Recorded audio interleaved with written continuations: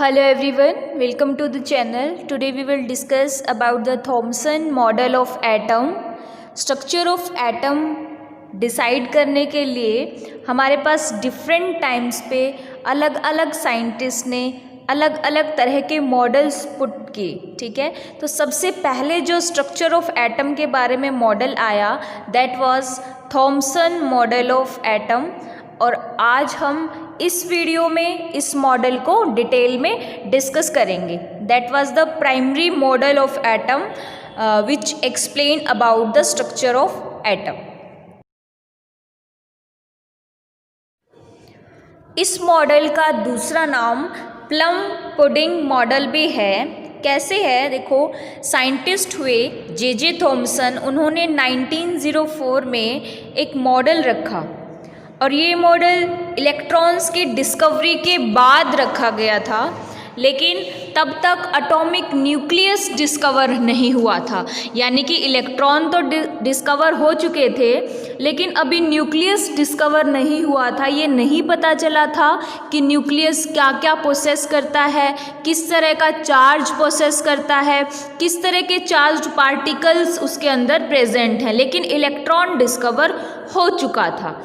तो ये model explain करता है कि इलेक्ट्रॉन जो हैं वो नेगेटिवली चार्ज्ड पार्टिकल हैं. ठीक है, and that atom have no net electric charge. और जो न्यूट्रल एटम है उस पर कोई भी नेट इलेक्ट्रिक चार्ज कि एटम जो है वो ज़रूर कुछ ऐसा कॉन्स्टिट्यूट करता है, कोई पॉजिटिव चार्ज जो इस इलेक्ट्रॉन को बैलेंस करता है, और इसीलिए एटम जो है वो न्यूट्रल है.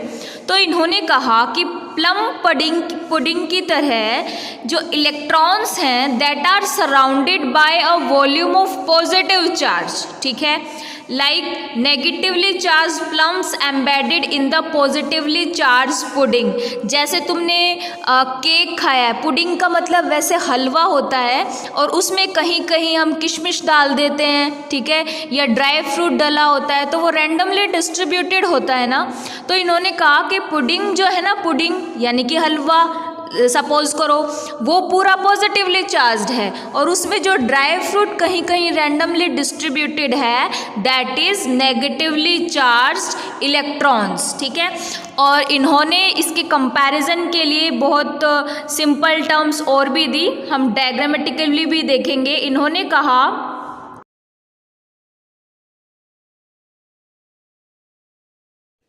प्लम्स, तो वर्ड प्लम्स रेफर करता है उस टाइम पे प्लम्स जो है वो रेजिन्स को बोला जाता था. रेजिन्स यानी कि किशमिश है, ड्राई फ्रूट ले सकते हो इसकी जगह.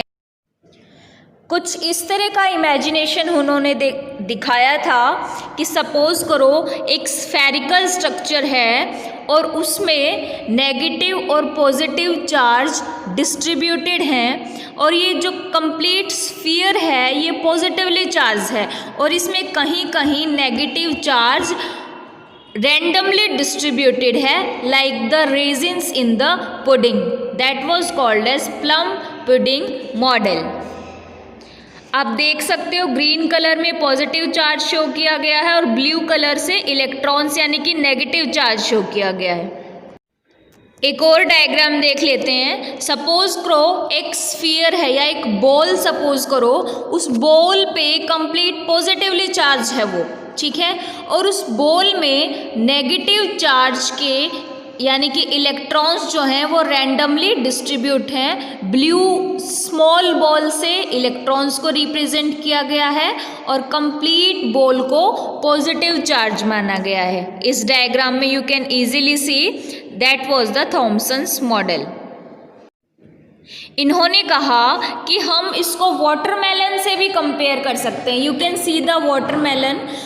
जैसे वाटरमेलन को अगर हम हाफ कट करें तो हमें दो तरह के पार्ट्स दिखाई देते हैं. एक होता है रेड पार्ट और एक होता है ब्लैक डॉट्स दिखाई देंगे जो कि सीड्स होते हैं. तो इन्होंने कहा कि जो ये रेड पल्प दिखाई दे रहा है this is positively charged particles.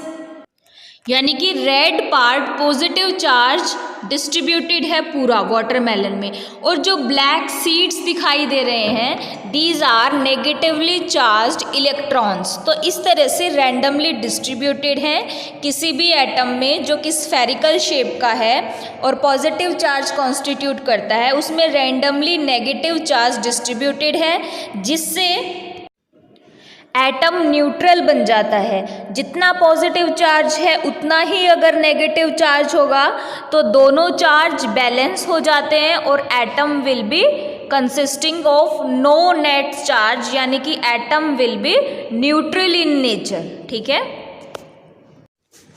कुछ ड्रॉबैक्स भी रहे इनके मॉडल के। वो क्या थे कि बाद में एक और एक्सपेरिमेंट आया, एक और मॉडल रखा गया स्ट्रक्चर ऑफ एटम के लिए, that was Rutherford's model of atom. 1911 में, थॉमसन ने तो 1904 में दिया था, रदरफोर्ड साइंटिस्ट हुए, उन्होंने 1911 में एक और मॉडल रिप्रेजेंट किया स्ट्रक्चर ऑफ एटम के बारे में। तो थॉमसन मॉडल का ये ड्रॉबैक था कि ये रदरफोर्ड मॉडल ने जो स्कैटरिंग एक्सपेरिमेंट शो किया, स्कैटरिंग एक्सपेरिमेंट क्या था कि जो एटम है उसके सेंटर में कुछ ऐसा लोकेटेड है जो रेज को डाइवर्ट कर देता है, स्कैटर कर देता है। स्कैटर मतलब अलग अलग डायरेक्शन में फैलाना। ठीक है, तो वो स्कैटरिंग एक्सपेरिमेंट जो रदरफोर्ड मॉडल ने परफॉर्म किए, उसके रिजल्ट्स को थॉमसन मॉडल एक्सप्लेन नहीं कर पाया। That was the major drawback of this model. छोटा सा मॉडल है, बहुत ईजी है, you can easily learn it.